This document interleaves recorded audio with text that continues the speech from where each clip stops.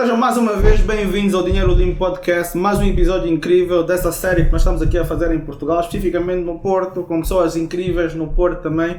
Hoje eu trouxe aqui o Super Sérgio, um indivíduo conhecedor do mercado financeiro, bem conhecedor do mercado financeiro, formador, entusiasta do mercado, investidor, e com ele nós vamos falar sobre investir para a reforma, vamos aqui analisar mercados, vamos falar da situação dos investimentos em Portugal, vamos falar da situação dos investimentos em Angola e vamos ir ao fundo aqui na nossa causa, que é investir bem para ter melhores retornos no futuro. Super Sérgio, prazer enorme, mano. Muito obrigado, obrigado pelo convite. Não, eu é que agradeço por teres vindo, porque não é toda hora que um gajo tem a possibilidade de ver um penteado desses todo na régua. Obrigado, estamos a começar bem.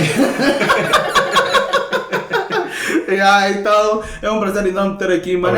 Para quem não te conhece, diga lá, pô, quem é o Sérgio, o que é que tu fazes, de onde é que tu vem, fala de tudo sobre ti que tu quiseres, fica à vontade, que me caça é sua caça. Mano. Ok, bem, sou o Sérgio, essa parte já disseste, tenho 35 anos, apesar de estarmos aqui a gravar no Porto, não sou do Porto, sou de Lisboa, mudei-me por amor, pá, se há melhor motivo para mudar de cidade é por amor.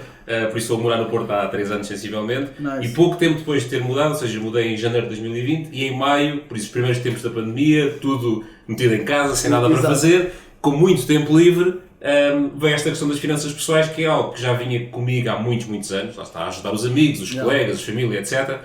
E pensei, pá, tenho muito tempo livre agora, vou começar uma página de Instagram, uma página de Facebook, um site e vou ver o que é que isto dá, começar a partilhar aqui algumas ideias que eu tenho. E na altura lancei um projeto que se chamava Finanças dos 90, e era dos 90 porque era direcionado à geração millennial, era esse o objetivo, e começou assim, publicar umas ideias, umas partilhas, uns ensinamentos, etc, uma coisa completamente hobby, mas a verdade é que percebi muito rapidamente que as pessoas precisavam muito daquilo, e eu tinha esta noção, lá está, dos amigos com quem falava e da família, etc, acompanhava algumas pessoas nas redes sociais que tinham páginas deste género e percebia que havia claramente esta necessidade. E quando eu comecei também a partilhar, percebi que as pessoas chegaram muito rápido e que realmente precisavam de aprender, queriam aprender, tinham curiosidade, e muito rapidamente eu percebi que havia muito trabalho para fazer e que claramente, se eu quisesse olhar para isto muito além do que é um hobby, havia claramente aqui um impacto muito grande que se podia criar nos portugueses, nas finanças dos portugueses, no conhecimento dos portugueses. Por isso, passados 2 anos e meio sensivelmente desde que começámos, entretanto o Finanças dos 90 já não existe. Houve ali uma... Agora é para todos. Exatamente, sempre foi para todos. Eu sempre disse que era dedicado, mas não exclusivo. Mas havia claramente ali, em termos de comunicação e de imagem, esse target que continua a existir, mas a marca Finanças dos 90 acabou por desaparecer e assumi eu, enquanto SérgioRodrigues.pt, a marca pessoal, uma coisa muito mais próxima, muito mais personalizada, até se quisermos dizer. Não há uma marca, não há um logotipo, é uma cara de uma pessoa que está ali a falar abertamente sobre estes temas, e aí o alcance tem sido ainda maior, a verdade é essa. Porque as pessoas gostam muito de se identificar, exatamente, ter uma pessoa com quem falam e de perceber com quem é que estão a falar. Pronto, e entretanto lá está, passaram 2 anos e meio, hoje somos 15 mil no Instagram, contas redondas. Há um podcast, ouço todos os podcasts, há um site, há participações na televisão, é um bocadinho de tudo, sempre com este foco que se mantém exatamente o mesmo, que é ensinar as pessoas a gerir o seu dinheiro, as suas finanças pessoais, e isso mantém-se exatamente igual. Nice. Eu acho isso fantástico porque, sabe, a pandemia trouxe tanta coisa boa no lado do empreendedorismo, no lado do investimento, no lado do controle financeiro, que se não fosse um pecado dizer, parece que íamos precisar de mais pandemias, mas que isso não aconteça. Por favor, não, mas há tanta transformação e isso só prova que o empreendedorismo e o crescimento vem mesmo da necessidade. Certo. Quando as pessoas se sentem encurraladas num ponto em que elas precisam de criar, elas criam de facto. Sim. Dá a sensação que nós somos seres que funcionam só sob pressão. É tipo, eu estou aqui, não, deixa eu fazer alguma coisa, deixa eu aproveitar isso. E com nós também foi semelhante, nós surgimos na mesma altura, vimos a mesma necessidade, hoje também somos grandes, já falamos para 200 mil pessoas, juntamos todas as redes e ficamos felizes porque nós partilhamos do mesmo propósito, que é, tu em Portugal, eu em Angola, mas acaba por ser global, porque o investidor português pode ir investir em Angola, o investidor angolano pode investir em Portugal, e é isso que nós queremos aqui nessa nossa conversa, criar essa interação entre os mercados e fazer as pessoas perceberem do que há de oportunidades em Angola e o que há de oportunidades em Portugal, o que há de oportunidades no mundo e como é que nós podemos fazer isso. Os portugueses já estão a sofrer aqui algo que para vocês é exclusivo, é recente, mas para nós é a vida toda. Nós somos um país de hiperinflação, Então, para nós é normal, entre aspas, o que nós Nunca é normalizamos normal. o que não é normal, temos inflações superiores a 20%, por exemplo. Pois. A nossa inflação no ano de 2021 foi de 27,19%. Pois o nosso foi 1,5, mais ou menos. Então, é só para tu veres, mas quando vocês chegam a uma inflação de 10%, é como se o teu crescimento tivesse sido de 750%, estás a ver? E o nosso, nós passamos por uma inflação na ordem de 16% por aí, então nós baixamos significativamente quase a metade e vocês cresceram 5, 6, 7, 8 vezes mais. Como é que o português está a viver o efeito da inflação no bolso, mano? Está a viver, em primeiro lugar, a fazer de conta que não acontece. E isso é uma coisa muito portuguesa. O português adora fazer de conta que nada acontece, está sempre tudo bem, desde que tenhamos o nosso sol e a praia. O nosso vinho. Exatamente, de resto está tudo bem e continuamos a fazer muito de conta. Isso é a primeira reação das pessoas, isto com a inflação e com tudo o resto. Sempre que há um problema qualquer, o português adora fazer de conta que não acontece e varrer para debaixo do tapete e esperar que passe. E esse é o problema, é que a questão da inflação não está a passar, não se espera que vá passar, entretanto tivemos as subidas das taxas de Euribor também neste ano, que também não vão abrandar, e o português continua a fazer de conta que nada acontece. A verdade é que há uma série de estudos, por exemplo, em relação ao crédito, o crédito continua a aumentar, o pedido de crédito. E isso é estranho. Exatamente. Porque também os impostos estão a aumentar. Há sítios que não havia Também. impostos no imobiliário, que agora há coisas que não taxavam nos investimentos, que agora taxam. Também. Como é que é possível isso? A situação ficar mais complexa e mais complicada, melhor, e a pessoa buscar se endividar a preços mais altos. Por que é que isso acontece? Pode haver aqui duas coisas. Eu acho que será porque as pessoas não querem saber e acham que isto não faz diferença nenhuma e eu sempre me endividei para ir de férias ou para comprar um carro, ou seja o que for. Não é agora. Não é agora que vou fazer diferente. Isso, aliás, agora até vou precisar de fazer mais porque tenho menos dinheiro e então ainda preciso me endividar mais para continuar a ir de férias. Isto é o que eu acredito que seja a acontecer. No entanto, também há algumas situações em pessoas que realmente estão a passar dificuldades, não estão a ter capacidade de pagar e então têm que ir buscar crédito para conseguir viver. Mas este é o problema, é que a minha pergunta é quantas destas pessoas é que realmente olharam para os seus orçamentos, olharam para os seus gastos antes de ir buscar crédito? Ou seja, quantos deles é que realmente cortaram algum gasto a alguma coisa em vez de ir buscar crédito para manter esse gasto? É porque agora só tem uma situação ainda pior, porque agora têm o que tinham mais essa prestação do crédito. E com taxas mais altas. E com taxas mais altas, exatamente. Nós olhamos para essa situação de endividamento e ainda bem que estamos a falar sobre isso. O que é que tu achas num momento como esse seria ideal? Taxas fixas ou taxas variáveis, por exemplo? É assim, a taxa fixa acaba por trazer uma grande tranquilidade sempre, isso independentemente da altura. Houve muitas pessoas que contrataram taxa fixa há 1 ano ou 2 e que estavam a pagar mais do que se tivessem taxa variável, mas neste momento estão muito mais tranquilas. Estão a pagar 3 vezes menos. Estão muito mais tranquilas do que os outros. Agora, não há uma resposta ideal, a taxa fixa funciona para quem quiser estar tranquilo. Esse é o ponto número 1. Ou seja, quem não quiser ter preocupações em relação a isto, nós sabemos que o Euribor agora está a subir, a partida vai continuar a subir, alguns economistas dizem que pode ir até ali aos 3,5%, nós ainda estamos nos 2,5%, por isso ainda falta mais um bocado, até eventualmente estabilizar. Agora, e vamos ver o que é que acontece. Agora, o problema das taxas variáveis é exatamente isto, é que depois o dinheiro, quando o dinheiro é muito barato, que era o que estava a acontecer, nós temos algumas pessoas que compraram casa ali em 2010, 2011, que conseguiram spreads muito baixos. 0,3, 0,4, com as Euribors negativas eles estavam com uma taxa real de juros zero. Estavam a amortizar capital a 100%. O que é que essas pessoas fizeram? Nada. Em vez de aproveitar essa altura para amortizar ainda mais, não. Deixaram-se... Tenho uma folga, deixa-me estar aqui quieto para ir de férias. Lá está, voltamos sempre ao mesmo. É tudo uma questão de hábitos. E agora essas pessoas estão a passar mal. Eu conheço alguns desses casos que agora de repente no espaço de 1 ano vem a sua prestação, tem mais 50% ou 60%.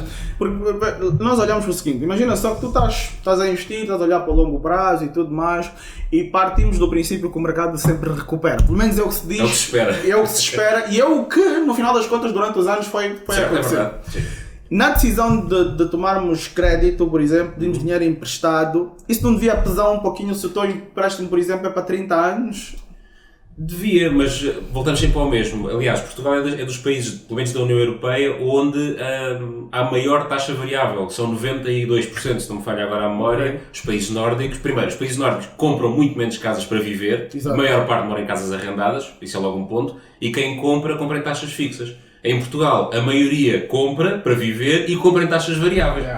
Isso se calhar explica porque é que os países nórdicos estão bastante melhor economicamente do que nós, não é? Há aqui uma série de, uma coisa até cultural, mas há uma série de ideias e de formas de olhar para o dinheiro e para as finanças e para tudo isto que é muito diferente da nossa. Nós, por exemplo, em Angola também temos muitos casos de pessoas que se endividaram há 7, 8 anos a taxas variáveis, quando nós tínhamos um câmbio super estável, a taxa de câmbio na altura era 10, 12 mil kwanzas por cada 100 dólares, por exemplo, e viemos parar agora numa altura que nós estamos nos 54 mil kwanzas por cada dólar e já tivemos nos 80 por cada euro, por exemplo. Então tu já imaginas o que é que acontece na vida das pessoas quando acabam indo por aí. Qual é o conselho que se dá às pessoas na hora de se endividar? Vale a pena se endividar de facto ou tu tens de fazer tudo o que tu quiseres para evitar dívida? Assim, a dívida é uma parte importante da criação de riqueza, porque acelera muito a criação. Agora, temos que saber o que é que estamos a fazer. E isto que eu acabei de dizer, de ser um processo importante, ou um passo importante na criação de riqueza, vale quando nós nos estamos a endividar para investir em algo... Quando estamos a nos endividar para ativos, exatamente, o que se chama alavancagem, não é? Isso aí sim. Agora, o problema é que a maioria das pessoas endivida-se para consumo. Ou endivida-se para uso próprio, seja o que for, para algo. Por exemplo, as pessoas quando compram uma casa para morar, esperam que a casa por si valorize. É legítimo. Sim. Mas durante todos aqueles anos estão a suportar os custos da prestação, dos impostos, do condomínio, dos seguros e tudo isso. Por isso, se calhar, se depois eventualmente até venderem a casa e acham que até fizeram um bom negócio porque venderam a casa por mais 50 ou 60 mil euros, se depois forem deduzir tudo aquilo que pagaram durante esses anos, se calhar não foi um negócio assim tão bom. E acima de tudo, deduzir o efeito da inflação no dinheiro. Porque exatamente. As pessoas olham, por exemplo, e dizem, olha, eu lembro-me de ter comprado uma casa há 15 anos em Lisboa, no centro, e eu comprei a 120 mil euros. Era uma boa casa, né? Certo. Essa casa hoje está avaliada a 350 mil euros. Ok, só que 350 mil euros hoje compra a mesma coisa que 100 mil euros há 15 anos atrás. Talvez. Sim, há muitas pessoas agora que têm as casas e que têm uma casa que vale 350 mil euros e que até estão disponíveis para vender, mas depois vão procurar o que é que conseguem comprar com os 350 mil euros e é uma casa que não vale nem metade daquilo que ela possui. Certo. E essa deixa serve para nós compreendermos que o valor do dinheiro hoje é maior que o valor do dinheiro no futuro. Já partimos desse princípio absoluto que 100 mil kwanzas hoje, 10 mil kwanzas hoje, 100 euros hoje, 100 dólares hoje, já vale mais do que vai valer daqui a 10, 15 anos. Certo. E isso é uma razão clara para que a gente invista. Nem mais. Como é que o português investe? O português não investe. Eu sei que eu estou a parecer muito mal, você dizer que o português não faz, o português é mau, mas é verdade. Eu nestes últimos 3 anos quase que tenho tido muito contacto com muita gente, felizmente, tenho percebido cada vez mais isso. O português não investe. O português, a aversão ao risco é enorme. Por isso, em primeiro lugar, o português não poupa. Começamos logo por aí. O português não quer saber de dinheiro. O português quer receber o seu ordenado, pagar as suas contas, ir de férias 2 semanas por mês e pronto. E está tudo bem. Aliás, estaria tudo bem se as pessoas depois não reclamassem e não sofressem com isso. Se fosse realmente esse o plano de vida delas, era ótimo. O problema é que as pessoas, generalizando, como é óbvio, mas fazem isto e depois queixam-se porque nunca têm dinheiro e queixam-se que queriam fazer. Eu coloquei no mesmo, não esqueças, vais dizer gastei dinheiro porque estou triste, agora estou triste porque gastei dinheiro. Acho que esse é um resumo aqui do pessoal, né? Exatamente. Ou seja, o português logo em primeiro lugar não se preocupa com o dinheiro e desde que tenha para pagar as suas contas, está bom. Está tudo bem. E esse é o primeiro passo, é perceber, aliás, o passo zero, vamos dizer assim, o nível zero, é as pessoas reconhecerem abertamente que o dinheiro é importante. O português continua, nós temos muitos ditados relacionados com o dinheiro, que é a raiz de todos os males, e que quem tem muito dinheiro é porque é ladrão e porque roubou. Essa é a pior herança que nós recebemos de vocês. Imagino. Mas a sério, ainda hoje também este tipo de coisas ficou na cultura angolana. A forma de olhar para o dinheiro também é esta. Primeiro é que eu já falei isso noutros podcasts, mas repito, o nosso modelo de riqueza não é dos melhores, né? Nós temos um modelo baseado no marimbondismo, estás a perceber? Sim. Ou seja, o rico lá vem normalmente da política e vem associado a desvios. Vocês conhecem bem de corrupção aqui. Sim, também temos os nossos. Vocês são craques. Então é mais ou menos essa nossa herança também. A pessoa comum, ela não diz que quer ficar rica, ela diz que está estável. Só que estabilidade não existe e no final das contas não tens um nem outro, porque falar sobre dinheiro é extremamente diabolizado. Se tu te expões, por exemplo, eu que sou Euclides Francisco, eu não tenho um sobrenome dos Santos, Dias dos Santos, Vanduna, estes sobrenomes populares em Angola, eu não posso ter nada, eu não posso publicamente aparecer com o BMW ou com um relógio bem, ou estar bem e dizer que estou bem financeiramente, certo, porque sou rotulado na impossibilidade de criação de riqueza e aumento de patrimônio porque não tenho isso.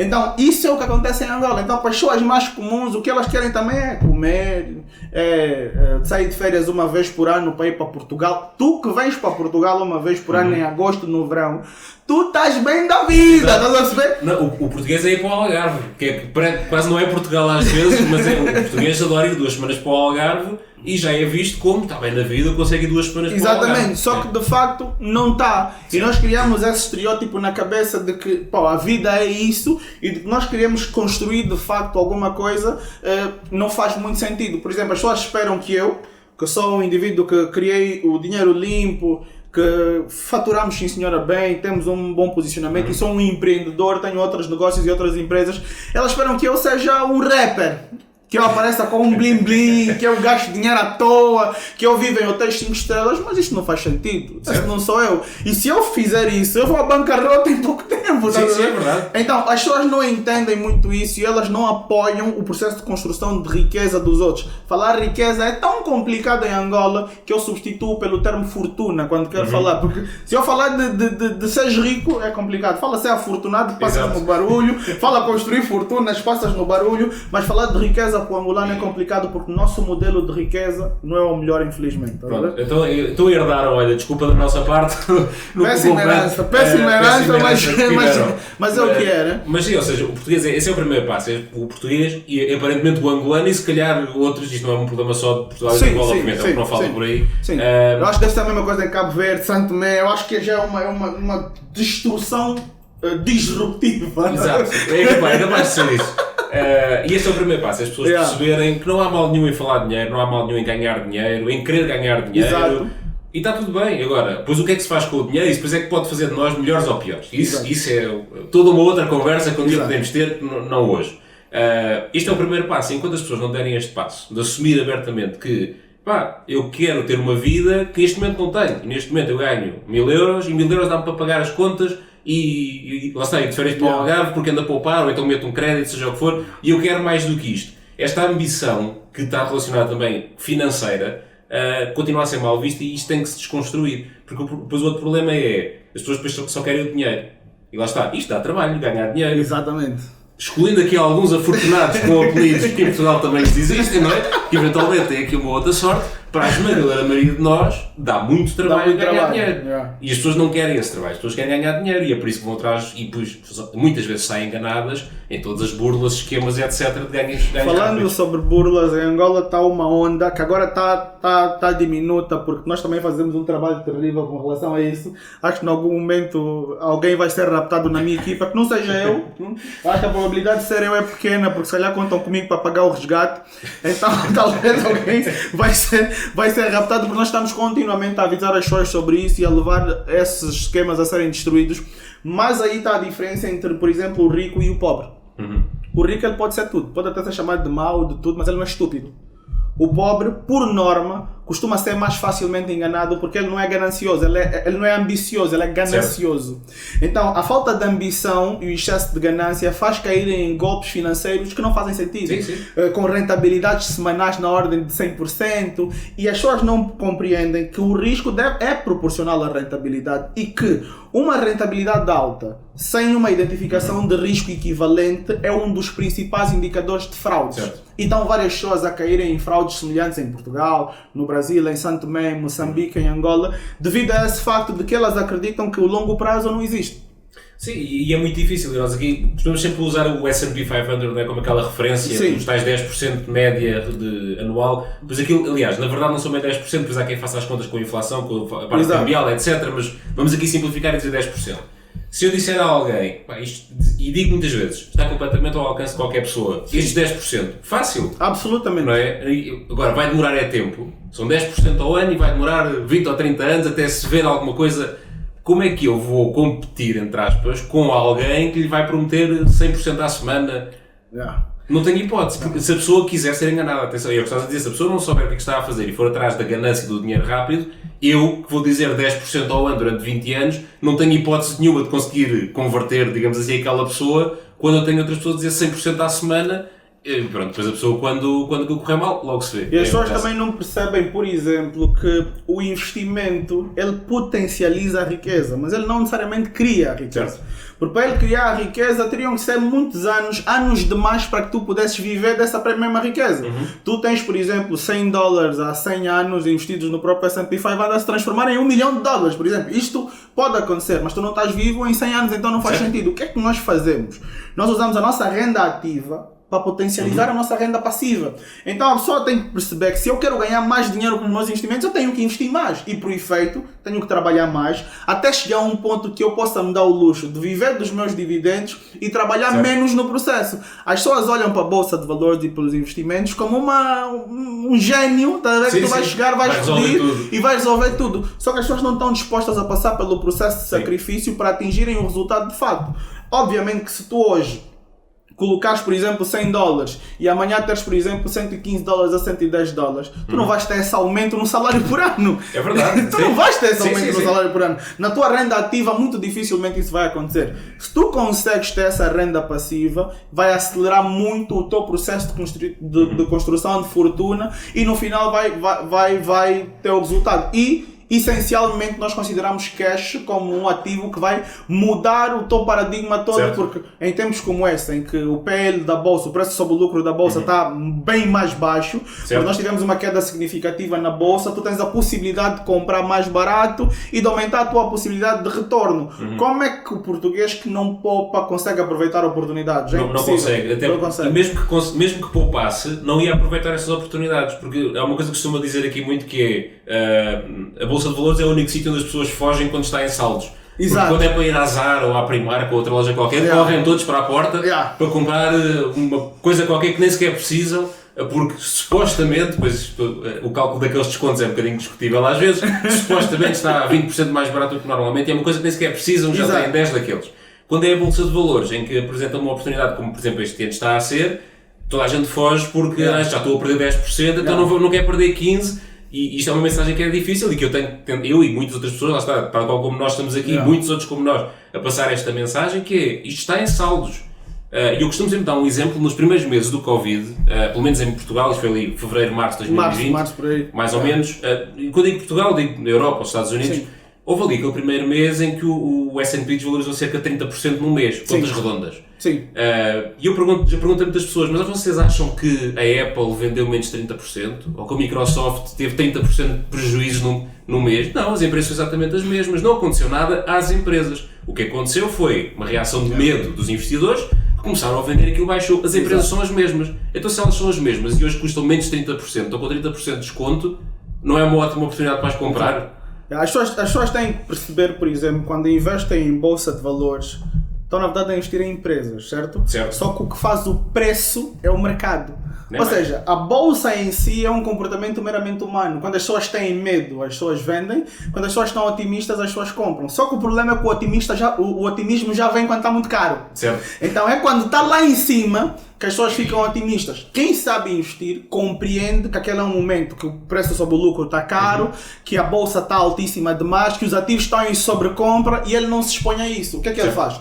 Ele tira uma parte do seu resultado, ele espera cair, pega nesse resultado e depois compra barato. No final das contas, o que acontece na economia real é o que acontece na bolsa de valores. O que é que tu queres? Tu queres ter uma reserva de emergência para atender as tuas situações de emergência. E tu queres ter uma reserva de oportunidade quando o teu colega que não tem uma reserva de emergência for no trabalho e disser é para tomá-la, a minha mulher precisa ser operada, então empresta-me dinheiro, tu vais dizer que não, vou preservar a amizade e não vou emprestar dinheiro, porque senão perco o dinheiro e perco a amizade.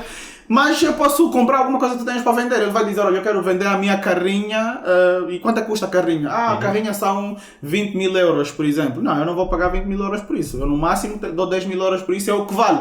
E tu vais conseguir comprar isso a um preço mais baixo, porque ele está com urgência em vender. E como tu tens tempo, tu consegues vender esse ativo ao preço de mercado e fazes um excelente negócio, tens uma margem inexistencial nos momentos normais. A mesma coisa acontece nos mercados financeiros. Quando está barato, a gente pega nas nossas reservas de oportunidade, compra pesado porque entende que o valor do negócio se mantém o mesmo. Certo. A mesma coisa na carrinha, o valor da carrinha se mantém o mesmo que tu compres ela mais baixa, mais barata. Sim. No mercado é a mesma coisa. Então, quando o mercado recuperar, tu tens um retorno tremendo, conforme estás a dizer, em março menos 30%. E depois em novembro já estava a preço de fevereiro, quer dizer, quem comprou neste fundo, depois foi vender em novembro, teve estava mais alto até, né? Sim, depois no final do ano até fechou positivo, mas salvo erro no início de novembro já estava aos preços antes da queda. Exato. Por isso quem comprou ali, para depois vender em novembro, ganhou 30% no espaço de 8 meses. Essencialmente as pessoas têm que ter duas características para ser um bom investidor e não tem nada a ver com inteligência. Não tem nada a ver. Não. Tu não precisas ser... Um livro famoso da bolsa é o investidor inteligente, mas tu podes ser um investidor burro e ganhar dinheiro. Desculpa usar a expressão, porque é verdade. Tu só precisas ter tempo e estômago. Tu só precisas ter tempo e estômago. Se tu fores dormir 10 anos, tu vais fazer mais dinheiro em bolsa do que ficar acordado em 10 anos. Imagina que, por exemplo, tu investas, sei lá, $1.000, $10.000 numa empresa, tá? E tu entres num processo de reinvestimento dos dividendos que são pagos. Ou seja, os dividendos vão cair em conta e vão ser reinvestidos automaticamente. Certo. E tu vais dormir. Tu vais passar por tantos períodos altos e baixos que tu não vais ver e aquilo não vai afetar as tuas emoções sob hipótese alguma. E tu, quando acordares 10 anos depois, eu acredito que tu tenhas pelo menos 200 a 300% mais dinheiro. Sim. Se tu ficares acordado conforme tu estás agora, tu vais viver os momentos todos de queda e as tuas emoções não vão te deixar passar por isso tranquilo. Certo. Porque olha, por exemplo, o que está a acontecer connosco no Bitcoin. Eu só durmo porque eu tenho outras fontes de renda, porque se aquilo fosse tudo que eu tivesse, eu não dormia. Sim. Imagina o que é sair de $67 mil para 18. Epá, tu não dormes, estás a ver? Mas essa é a questão, as pessoas querem dormir, mas depois não estão dispostas a fazer isso, e depois querem se meter em coisas que não percebem, e depois vendem no pânico. O panic sell é uma realidade, existe. Exato. E é por isso que os investidores mais experientes estão tranquilamente à espera desses panic sells para entrarem forte nos mercados e pronto, e depois aquilo há de funcionar. O que é que tu achas daquilo que as pessoas dizem que só invista o que estás exposto a perder? Como é que tu vês isso? Não assim, percebo o conceito, ou seja, porque obviamente investiria, seja ações, seja criptomoedas, seja outra coisa qualquer, a partir do momento em que o capital não está garantido, e a questão do capital garantido com a inflação, há aqui muita conversa, não é? Exato. O número até pode ser o mesmo, depois o que é que ele vale é uma conversa muito diferente, mas sim, é verdade que no pior cenário possível eu posso perder aquilo tudo e daí lá está, entrar no tal fundo de emergência, entrar tudo o resto para me manter vivo e pagar as minhas contas. A probabilidade disso acontecer é zero, ou quase, não é?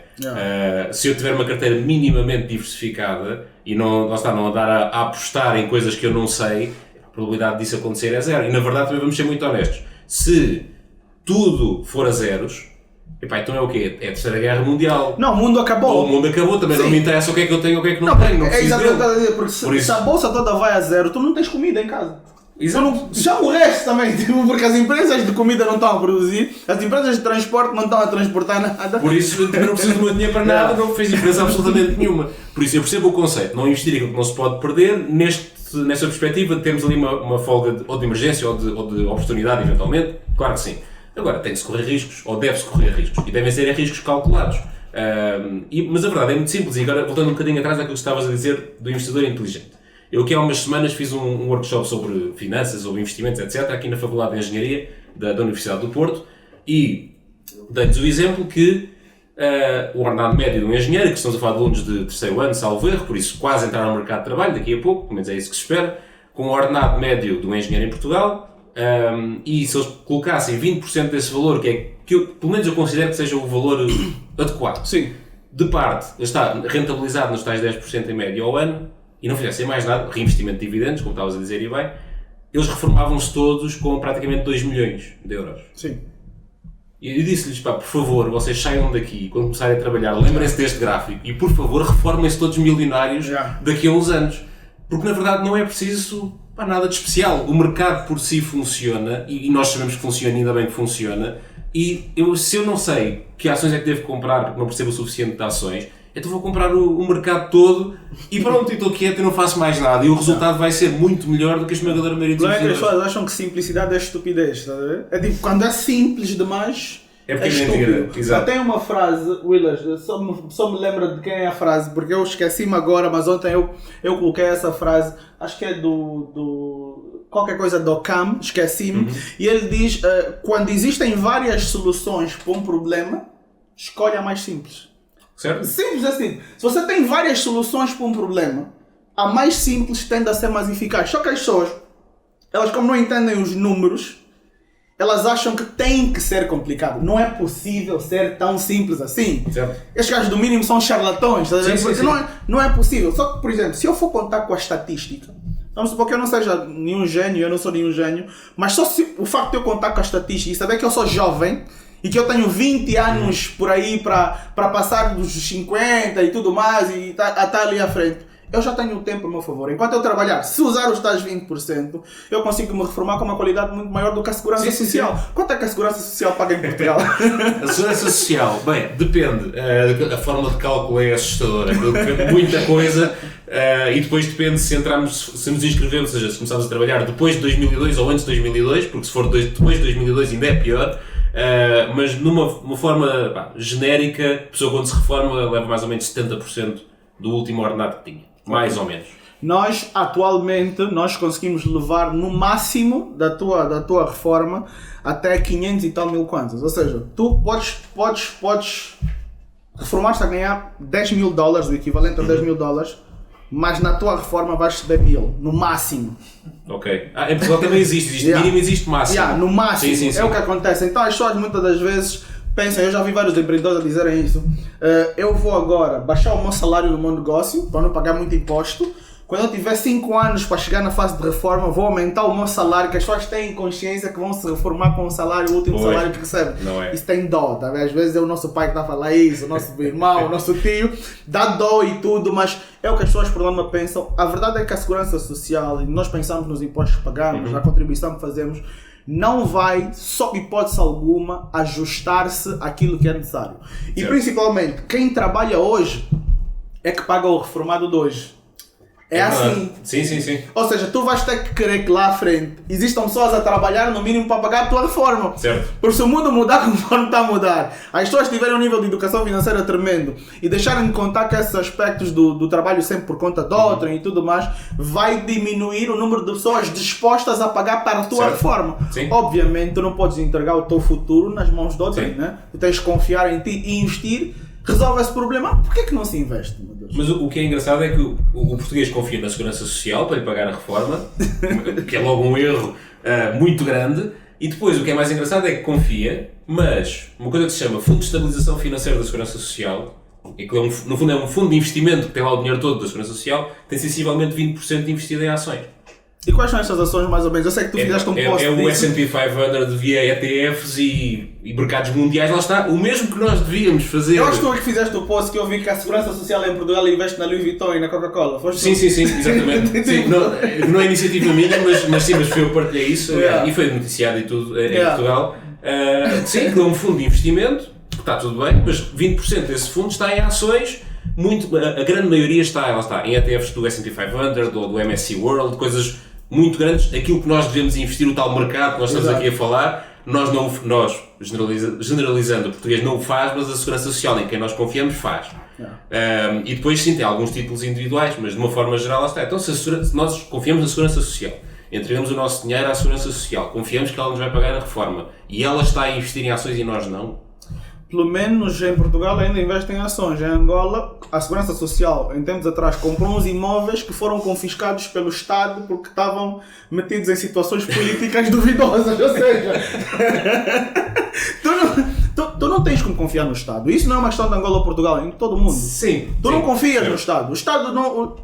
Os sítios que funcionam melhor são os sítios sem Estados. Por exemplo, tu olhas para o caso da Suíça e tu vês vários escritores que há muito tempo defenderam a ideia da desestatação do próprio Estado em si, né? Porque quando o poder está centralizado, as decisões são tomadas sempre a pensar na maioria. E o problema das decisões tomadas a pensar na maioria é que não são inclusivas e não resultam muito bem. Então nós entregamos o nosso poder no Estado, principalmente num Estado que não tem um histórico de sucesso no investimento, porque não tem. Porque para eu confiar um gestor de fundo de investimento o meu dinheiro, eu vou olhar para o resultado desse fundo. Então vou ver, esse fundo cresceu X, cresceu Y, ok, vamos agora olhar. Quais são os retornos que os investimentos do Estado tiveram? Se até o Estado o que ele faz é privatizar, porque ele compreende que ele não pode ser jogador e árbitro ao mesmo tempo. E o governo de Angola, por exemplo, compreendeu isso. As suas participações que o Estado angolano tem em empresas privadas, ele está a vender em bolsa. É claro que alguns também são meio duvidosos, como foi um exemplo de um banco, mas a participação no BAI, no Banco Angolano de Investimentos, a participação no Caixa Geral de Depósitos em Angola, Caixa Geral Angola, o Estado está a vender por meio de bolsa, porque senão eu estou a cobrar imposto a mim mesmo. Certo. Então, se o Estado percebe que ele não é um bom investidor, que não é o trabalho do Estado investir, como é que tu queres confiar o dinheiro do teu próprio futuro no Estado, por exemplo? Não faz muito sentido. Em Portugal fizemos isso e agora estamos a voltar para trás. O caso da TAP, por exemplo, a TAP é o exemplo mais assustador de tudo, ou seja, já tinha sido privatizado, agora foi novamente passado para domínio público, são 600 milhões de prejuízo ou algo do género, cada vez pior, sem solução à vista. E pronto, e continuamos, e quem está a pagar somos nós, na verdade. E falando em investimentos, agora que estávamos a falar assim da TAP, vamos falar de algumas empresas em particular. Tu investias na TAP, Não. se estivesse em bolsa? Não. E investias em alguma empresa do setor aéreo, assim? Do setor aéreo, eventualmente, numa Lufthansa, algo do género. Então na TAP não, provavelmente na TAP, não. Eu como cliente já tento evitar e só lá vou quando não tenho outra hipótese. Lá está, e é um bom princípio. Se eu não sou cliente de algo, então não quero ser investidor disso. Olha, isto é um princípio fácil para investir. Para limpar logo aqui eu sempre digo isso. Epá, o que é que tu estás a usar? Tu estás a usar um Apple Watch, por exemplo, tu estás a filmar com uma câmera ou um telemóvel que é da Apple. Se tu e o teu ciclo são tão consumidores, mesmo que tu não faças o mínimo de análise, o que tu quer do negócio é que o negócio venda. Certo? Se o negócio tem cash flow, por norma, tende a ser um bom negócio. As pessoas desvalorizam muito o caixa. As pessoas desvalorizam o retorno do investimento sobre o próprio ativo. E isso é um problema tremendo que faz as pessoas tomarem mais decisões. Por vezes investir é simples. Por exemplo, eu, em particular, estive a ouvir uns comentários, uma análise de algumas pessoas, e elas disseram que eles nunca investiriam em companhias aéreas. E eu depois ouvi porquê, e depois pesquisei um pouquinho e percebi o sentido. Normalmente eles não têm ativos, e os ativos são em leasing, né? Então os voos nem sequer são deles. Dependem muito daquilo que vai acontecer com a própria commodity em si, porque se o combustível fica muito mais alto, fica difícil. Sim, é verdade. São muito afetados por crises setoriais, como por exemplo um Covid-19 da vida. Têm custos às vezes muito elevados, não conseguem lutar os voos e o problema de caixa é enorme. E se nós formos a ver, até as grandes companhias tipo a Ryanair e tudo mais, que fazem vários voos, apesar de ser low cost, e outras companhias normais, na pandemia todo mundo ameaçou fechar. Todo mundo ameaçou fechar. Então nós começamos a ver que essa saúde desse negócio depende muito de fatores externos, e isso é uma forma boa de analisar, porque normalmente as pessoas quando começam a analisar, elas pensam sempre nas questões micro, né? Pensam sempre na empresa em si, nos números e tudo mais, e esquecem-se das questões do próprio mercado, da influência do próprio país, da política, do produto, dos clientes, do efeito disso no ambiente, que são decisões importantes a tomar quando nós vamos fazer um investimento. E o que parece é, Sérgio, que se fosse um indivíduo extremamente medíocre com relação às análises de mercado, mas tu fores bom a analisar esses fatores externos, tu também podes acabar fazendo bons investimentos. Claro que o mundo é muito grande e nós individualmente temos muito pouco, para não dizer zero, influência sobre o que é que se passa no mundo. A verdade é essa. Por isso nós olhamos para o mundo. E é um desafio que eu lanço às pessoas com quem às vezes faço sessões de mentoria, que estou a lançar neste mundo, etc. Que é, o que é que achas que vai ser o mundo daqui a 5 anos, ou 10 anos, ou 20? O que é que achas que vai acontecer? E pá, então investe nisso. Achas que vão ser o quê? Os carros elétricos, por exemplo, é que realmente vão ser a norma e que 99% vão ser elétricos? As energias, realmente, achas que vamos continuar com esta dependência do petróleo? Ou achas que claramente vamos virar para quase totalmente renovável? Qual é a tua visão do mundo daqui a 10 ou 20 anos? E pá, então investe nisso que tu achas que vai ser o mundo. Agora, o que é que pode acontecer? Estar errado. Pronto. É o pior que pode acontecer. Mas a verdade é que temos 20 anos para corrigir e ver, ok, eu agora acho que o mundo daqui a 20 anos vai ser isto, mas daqui a 2 ou 3, dependendo do que acontecer, já vou se calhar achar uma coisa diferente ou não.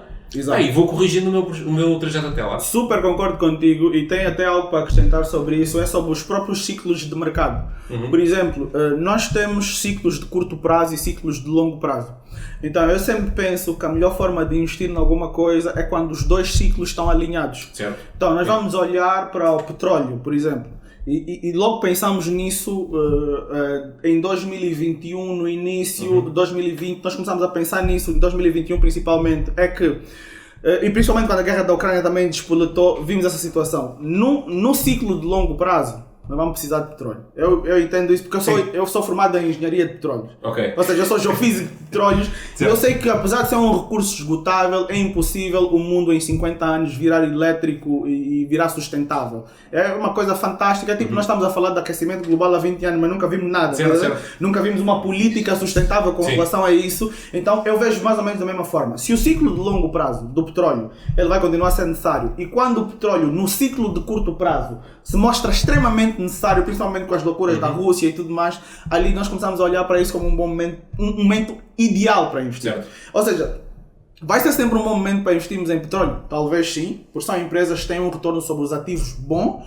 Vai ser sempre um bom momento para investirmos em energia renovável? Sim, porque se o petróleo falhar, e mesmo que não falhe, a ideia é sermos cada vez mais sustentáveis, então vamos sempre investir. E se os ciclos estiverem alinhados, é um momento ideal? Sim. Ou seja, isso parece uma decisão fácil de tomar, só que tu tens de estar disposto ali com a psicologia de correres o risco da cacetada que podes levar nos investimentos. E quando nós falamos de reforma, eu acho que os ciclos fazem sentido para investir por aí. Para além do investimento passivo, né, que é apostar naquilo que é a economia da Europa toda e entrar no índice da Europa, apostar nos Estados Unidos e entrar no índice dos Estados Unidos, ou apostar na China, que eu não aposto em China. Eu também não. Eu não invisto em China e tenho as minhas razões para isso, mas sei que é um mercado sustentável, um mercado que promissor, né? Continua a ser promissor e tudo mais, mas eu não invisto em China. Ali fica fácil, mas quando nós falamos de ativos individuais, por exemplo, tu aconselhas que alguém invista para a reforma como? Em fundos de investimento ou monta uma carteira de ativos individuais? Para a maioria das pessoas, os fundos de investimento, seja os fundos de investimento, os chamados mutual funds, ou os ETFs, os transacionados em bolsa, para a esmagadora maioria das pessoas é o que funciona, e eu não sou diferente. A maioria da minha carteira está neste tipo de produtos. Porque, eu gosto muito de uma coisa que é, eu falo daquilo que eu faço, e eu vendo, entre aspas, aquilo que eu faço. Porque assim sei o que é que eu estou a fazer e consigo passar essa informação. E a verdade é que eu tenho essa noção que, se calhar, se estivesse à procura de ativos individuais, conseguia até criar um retorno maior, mas eu não quero ter essa chatice. Eu vivo bem com os meus 10% na média ao ano, estou descansado, todos os meses eu sei, recebo dos meus rendimentos, 20% vai para a minha carteira, que está diversificada, obviamente, mas está muito focada em ETFs, com uma forte componente imobiliário também, imobiliário de arrendamento, que em Portugal também cada vez é mais complicado, mas é o que é. Mas a verdade é que é muito simples, e eu acho que isso às vezes é um problema, é tentarmos passar esta mensagem que é simples. Porquê? Através dos fundos de investimento, e tu, se calhar, ali com 10 fundos, assim no limite, tens tudo o que é preciso. Exato. Se forem fundos de dimensão suficiente, tens todo o mercado, do mundo inteiro, de todas as classes de ativos, e está ali tudo, e depois simplesmente tens que reforçar, ir reforçando, e não há mais nada para fazer. E é muito simples, e isso é uma coisa que as pessoas, estava a dizer há bocadinho bem, as pessoas quando é simples fogem. Exato. Mas é realmente simples, não tem nada de saber. Eu levantei uma estatística aqui de média do retorno total das ações transacionadas no mercado dos Estados Unidos, né, de 1900 mesmo, 1900 até 2016, e ele diz de uma média de retorno de 9%, em que 4,6% vem dos lucros reinvestidos e 4,4% vem do rendimento dos dividendos. Ou seja, quando nós falamos dos 9%, 10%, as pessoas têm que perceber que isso é automático. Isso vai acontecer quer tu faças algo, quer não. No entanto, existe a possibilidade de tu, enquanto investidor, ganhares mais do que os 10% se tu aproveitas aqueles momentos de queda. Porque basicamente esses 10% ou 9% é o retorno médio anual, reinvestindo o que tu vais ganhar de dividendos e por exemplo, a própria valorização das próprias empresas e tudo mais. Agora, se tu, que és um empreendedor, que és um funcionário público, que trabalhas por uma empresa privada, decidis, nesses momentos de queda, reinvestir mais, ali o teu retorno vai ser estupidamente maior. Sim. E é isso que as pessoas não percebem. Às vezes, quando falamos com as pessoas e dizemos 10% é muito, principalmente por uma inflação de 2% média, que é o normal na Europa. Sim. É tremendo, mas as pessoas não compreendem que tu podes potencializar esse retorno para números superiores a 2 dígitos, quando o primeiro número é 2, por exemplo, se souberes o que estás a fazer. Sim. Nós em Angola estamos nesse momento com uma taxa média básica de juros da economia de 19,5%. Já foi 20% há uns 4 meses atrás. E os nossos títulos públicos pagam nesse momento até 21% de rentabilidade. Isso é fantástico se nós olharmos para esse cenário. Só que a nossa inflação é alta, torna a nossa taxa de juros negativa. Certo. Só que Angola é um país tão atípico que mesmo com uma inflação alta, tu consegues viver. Como em Portugal também, consegues viver. Então, se nós, por exemplo, fomos investidores inteligentes e investimos parte do nosso capital no estrangeiro, nós podemos fazer negócios com o Estado de longo prazo, arriscar, por exemplo, 10 anos a receber uma taxa de 21% e aproveitar os momentos de estabilidade cambial para pegar esse dinheiro e investir cá fora. Certo. Então, isso faz ter um retorno tremendo. Eu, em particular, chamo vários portugueses e pessoas de outros países a olharem para a nossa economia em Angola, e vocês estão aqui a assistir, olhem para a nossa economia em Angola, como uma oportunidade para tu maximizares o teu retorno de forma estúpida. Imagina o que é que aconteceu connosco desde janeiro de 2021 até mais ou menos 3 meses atrás. Nós tivemos uma apreciação do Kwanza com relação ao dólar na ordem de quase 42%. Só a moeda. Certo. Só a moeda. Porquê? Porque a nossa economia é em 95% dependente do petróleo. Então, quando nós temos o preço do petróleo a escalar, por norma nós temos mais dólares a ser negociado e o preço do dólar tende a baixar. Se tu, por exemplo, investiste com uma rentabilidade de 23% ou 21%, conforme nós tínhamos anteriormente, tu ganhaste 23%, mais uma valorização sobre esse capital na ordem de 40%. Claro. E se tu conseguires pegar nesse dinheiro e investir no S&P 500 para ganhar 10%, ou 15%, ou dependendo do que for acontecer, tu tens bastante dinheiro. Então é importante diversificar, não só a nível de ativos, mas talvez também certo. a nível de economias. Sim. Como é que tu pensas, o que é que tu pensas sobre os mercados emergentes, por exemplo? Levanta muitas questões ainda. Yeah. Pronto. Lá está, a China para mim por razões políticas não faz Exato. sentido, mas eu prefiro investir naquilo que já está bem maturado, que já está com provas dadas, é um bocadinho até associado àquelas estratégias de investimento em ações do value investing e do growth investing. Eu claramente sou muito mais value investing, ou seja, quero aquelas coisas que eu olho, tenho aqui 50 anos de histórico. Exato. E eu sei que provavelmente os próximos 20 se vão comportar mais ou menos como isto. Yeah. E lá está, faz-me um investidor conservador neste sentido, ou seja, de procurar algo que já é muito conhecido, estando perfeitamente consciente posso estar a perder boas oportunidades. A verdade é essa. Essa parte cambial é importante, porque lá está, o mercado português em termos de ações é morto completamente. O PSI 20, que agora já não se chama PSI 20 porque já nem se tem 20 empresas, aquilo já só tinha 17 empresas, ainda se chamava PSI 20, mas agora só se chama PSI, o Portuguese Stock Index. Assim podem mexer as coisas à tempo vontade. vai chamar P, né? Nestes últimos anos, nós vivemos bull markets, um bull market enorme, acho que foi o maior da história em todo o mundo, e mesmo assim nos últimos anos o PSI conseguiu desvalorizar. É uma coisa impressionante, como é que todos os mercados e todo o mundo valorizavam e o nosso consegue desvalorizar. Pronto, por isso o mercado português é muito pequeno. E as pessoas claramente em Portugal devem procurar, na minha opinião, todas as oportunidades fora de Portugal. Em economias muito mais desenvolvidas, obviamente os Estados Unidos acabam por ser uma referência.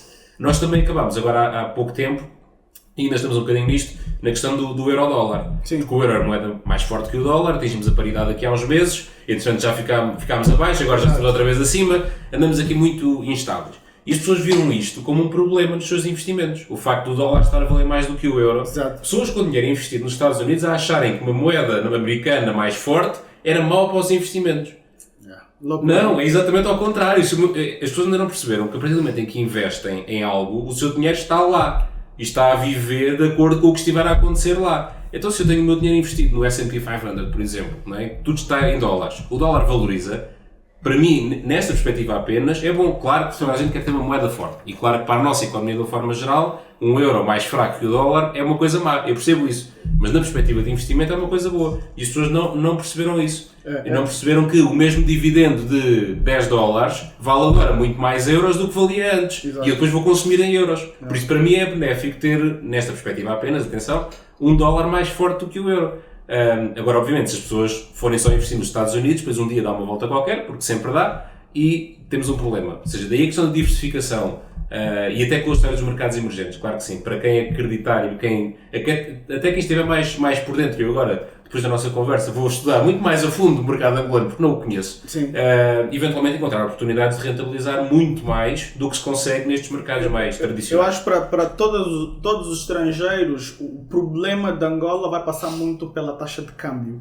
Não tanto pela inflação, porque se bem que as coisas acabam estando associadas num país que importa a maior parte do que consome, mas é que a taxa de câmbio vai ser o decisório porque tu não consomes em Angola, tu não moras em Angola. É verdade. Então, se tu não sentes a inflação do país, se tu tiveres, ainda que tu tenhas uma desvalorização na ordem de 10%, a ganhares 21%, tu ainda tens uma rentabilidade de real superior a 10% no investimento de renda fixa, com um risco quase nulo.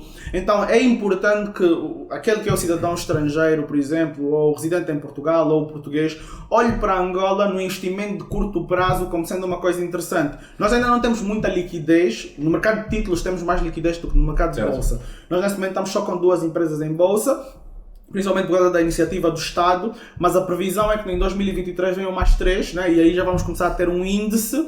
Mas o que aconteceu na nossa bolsa foi tremendo. Nós temos as 2 ações que estão agora negociadas em bolsa. Uma entrou a 5 mil kwanzas, chegou a 17, agora está a 12 de facto, mas ainda compreende uma valorização tremenda, uma valorização superior a 120%. As ações do Dubai entraram a 21.460 por aí, ou 640, chegaram a 57 mil kwanzas. Há quem aproveitou estes momentos, tinha um pouco de liquidez, mas hoje estão na ordem de quase 30 mil kwanzas ainda com uma valorização tremenda. Ou seja, o nosso mercado é interessante no sentido de que é pequeno, vai crescer muito se as pessoas estiverem dispostas a correr determinados riscos.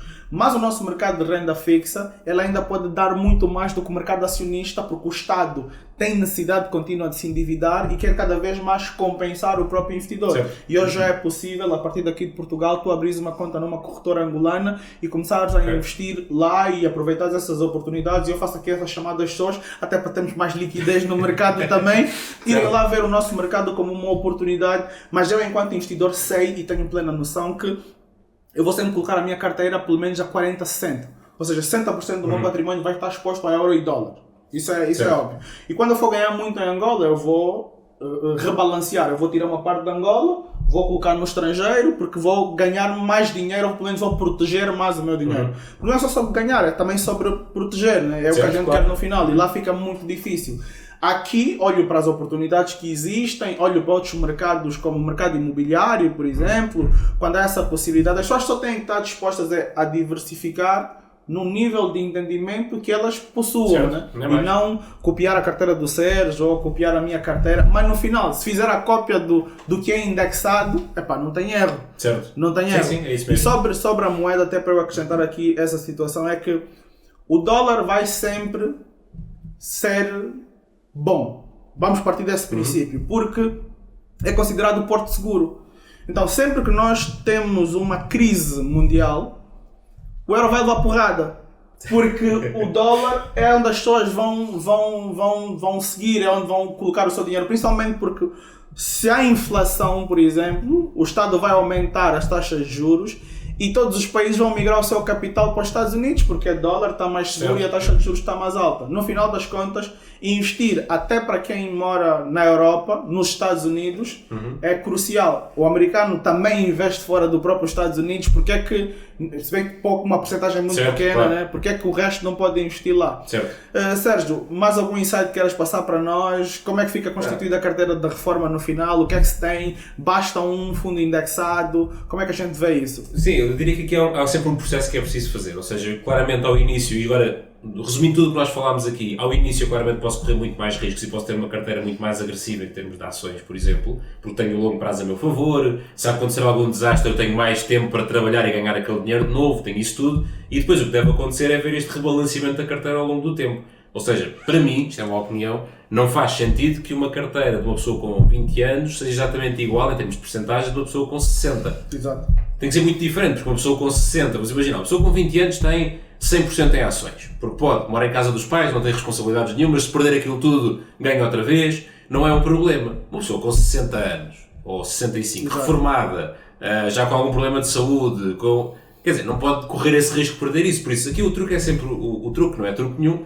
é muito simples, ou seja, é trabalhar, ganhar dinheiro, o que disseste há pouco, converter a tal renda ativa na renda passiva, e à medida que o tempo vai passando, nós irmos rebalanceando a carteira e passando de ações ou títulos de uma forma geral mais arriscados, mais voláteis, e gradualmente irmos construindo uma carteira mais pequena. Aquilo que estavas a dizer, lá está, eu neste momento estás a investir mais, por exemplo, em Angola, mas depois, a partir de uma certa altura, passar para um outro porto seguro. Exato. É exatamente isso, para garantir a tal preservação de capital.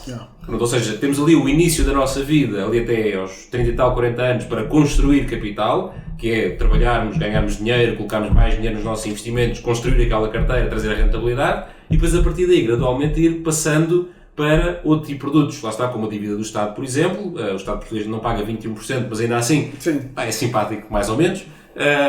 E no fundo temos essa preservação de capital que nos vai permitir estar muito mais descansados. Dá trabalho, é preciso estudar e é por isso que nós aqui estamos a falar sobre isso, mas não é assim tão complicado. E a verdade é que está acessível a toda a gente. Isto é uma coisa que a maior parte dos portugueses não sabe. É que isto está mesmo acessível. Não está reservado ali um grupo pequeno de pessoas de fato e gravata que vão falar sobre... Não, aquilo é uma coisa relativamente simples. Abrir conta numa corretora, colocar lá dinheiro todos os meses, nos tais 20% do nosso ordenado e investir. Está acessível a qualquer pessoa, não é preciso muito dinheiro. Lá está. Olha, o ETF que eu tenho do S&P 500 custa 30 e tal euros por unidade. Não é nada especial, qualquer pessoa, entre aspas, obviamente, tem 30 euros por mês para lá chegar. Não é preciso ter 1.000 ou 2.000 ou 5.000 euros por mês. E isso é preciso desmistificar isto. O investimento está acessível a qualquer pessoa, é possível fazer, é possível criar riqueza ou criar património, o que quisermos chamar. Tudo isso é perfeitamente possível e as pessoas têm que começar a fazer porque senão vão ter um problema daqui a uns anos.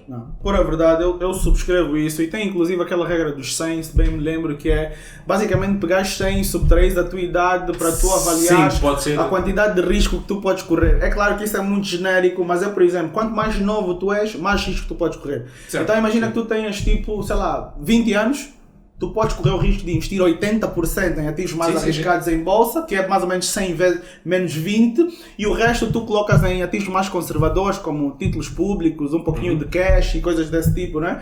Mas no geral, à medida que tu vais crescendo, né, aumentando a tua idade, tu também vais diminuindo o teu nível de risco, que é o que tu estavas a dizer. Mais próximo da reforma, ou com mais responsabilidade também, filhos e não sei o quê, e vemos tipo as responsabilidades também devem aumentar com a idade. Você não quer 16 anos já tens 5 filhos, o problema é teu, né? Mas é por aí, então à medida que for aumentando a tua idade também vais diminuindo o nível de ativos de riscos, porque ali tu já cresceste o teu património e tu estás mais preocupado em preservação do que crescimento. É isso mesmo. Sérgio, fantástico, tu és incrível, pá, não és só bonito, também és gajo e tenho um bom cabelo também. E tens um bom cabelo, então gosto muito de ter aqui, meu mano, e é um prazer, espero que a gente desenvolva aqui essa relação e esteja junto muito mais vezes. Onde é que as pessoas podem te encontrar nas redes sociais? Diz lá tudo que tu tens, já disseste o Sérgio Rodrigues.pt Sérgio-Rodrigues.pt, porque o domínio Sérgio-Rodrigues.pt era mais caro. Exato. O Sérgio-Rodrigues. Do Instagram. Uma pessoa inteligente. Tem que ser, porque depois não dá para usar o dinheiro nos investimentos. Não é um traço que vai diminuir o tráfego. Exatamente, não gasta o domínio do S&P 500. Exato. O Instagram, Sérgio-Rodrigues.pt, TikTok, Facebook, podcast no Spotify, Apple Podcasts. Todo lado, basicamente, é só procurar. Isto era uma boa, eu também podia ser, por exemplo, euclidesfrancisco.ao, em vez de ser euclides.francisco1, né? Ficava euclidesfrancisco.ao, não me roubem o domingo, eu já troco isso mesmo agora, e muito obrigado pela tua dica. É um gosto. Sérgio, é um prazer enorme. Tem alguma coisa que tu queiras, algum produto que as pessoas podem comprar teu? Sim, vou encontrar no próprio site, obviamente também vou falando sempre sobre isso nas redes sociais, mas no site vou encontrar uma série de masterclasses. Masterclasses são vídeos de 1 hora, sensivelmente, sobre vários temas, sobre poupança e investimento, PPRs, análise de ETFs, também falámos aqui um bocadinho, investimento imobiliário, tudo isso. Estão também disponíveis sessões de mentoria individuais, para quem quiser um apoio mais personalizado. Exato. Pode marcar diretamente lá. E depois há um curso que no fundo tem isto tudo, para quem quiser aprender, para quem quiser coisas mais específicas, tem as aulas individuais. Para quem quiser tudo ao mesmo tempo e depois no final com uma sessão de esclarecimento de dúvidas, tem no fundo um curso onde tem acesso a isto tudo. Está tudo no site Sérgio-Rodrigues.pt. Fantástico, vamos a Sérgio-Rodrigues.pt e vamos também à lista de espera da nossa mentoria O Caminho da Liberdade Financeira, que vai começar muito em breve. Então os links vão estar todos aqui na descrição do vídeo, que é para que vocês tenham acesso e aprendam finanças pessoais, investimentos em mercados financeiros. Cobrimos Angola, cobrimos o resto do mundo também. Montamos uma carteira de investimentos no final que seja perene, né, que resista ao longo prazo, e montamos algo adaptado à realidade do investidor, tanto o investidor angolano como o investidor estrangeiro estrangeiro vai conseguir investir nos dois mercados e ter uma oportunidade de ser resiliente e, acima de tudo, antifrágil com relação às situações que vão acontecer no mercado. Então, entrem para a lista de espera. É provavelmente a melhor mentoria que temos no país. Não temos muitas, ainda assim conseguimos ser o melhor. Desculpa lá a humildade, tá? Ou a falta dela. E sigam lá, sigam as nossas redes sociais e vamos ver se sozinho é mais difícil. Valorizem a vossa renda e até a próxima.